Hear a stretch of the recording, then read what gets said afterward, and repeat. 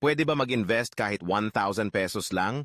Akala mo ba pang mayaman lang ang investing? Hindi yan totoo. Kahit 1,000 pesos lang pwede ka nang magsimula. Paano? Yan ang pag-uusapan natin sa video na to. Kaya kung gusto mong palaguin ang pera mo, panoorin mo to hanggang dulo. Ano nga ba ang investing? Ang money investing ay isang pamumuhunan sa isang kompanya o kaya naman investment instrument at sa future ay magbibigay sa iyo ng profit. At ang good news? Hindi mo kailangan ng malaking pera para magsimula. Okay, saan nga ba pwedeng mag-invest kahit 1,000 pesos lang? Stock market. Pwede kang bumili ng shares sa Jollibee, SM, Ayala, at iba pang malalaking kumpanya gamit ang online brokers tulad ng mga COL Financial, BDO Nomura, at First Metrosec, UITFs at mutual funds. Kung ayaw mong mag-stock picking, may tinatawag na UITF or mutual fund.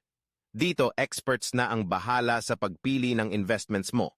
Pwede ka magsimula sa BDO, BPI, PNB, at iba pang bangko.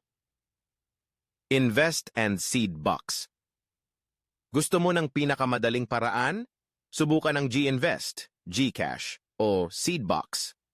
Pwede ka nang mag-invest gamit ang phone mo kahit 50 pesos lang. Ngayon, ituturo ko ang step-by-step na gagawin mo para makapagsimula ka agad. Una, piliin ang gusto mong investment platform.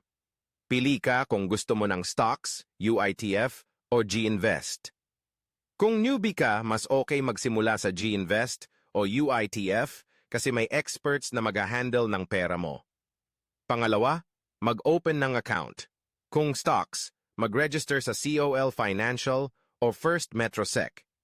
Kung UITF, check mo ang mobile banking app mo. Kung Ginvest, open mo lang GCash mo at i-activate ang Ginvest. Pangatlo, maglagay ng 1,000 pesos. Kapag may account ka na, mag-deposit ng 1,000 pesos at piliin ang gusto mong investment. Pwede kang bumili ng stocks, funds, or bonds na pasok sa budget mo. Pang-apat, huwag nerbiyoso at mag-panic. Hindi araw-araw tumataas ang investment, normal lang ang pagtaas-baba ng presyo. Ang importante, hayaan mong lumago ang pera mo through long-term investing.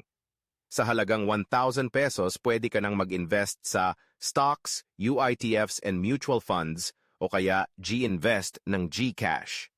Ang mahalaga, magsimula ka na.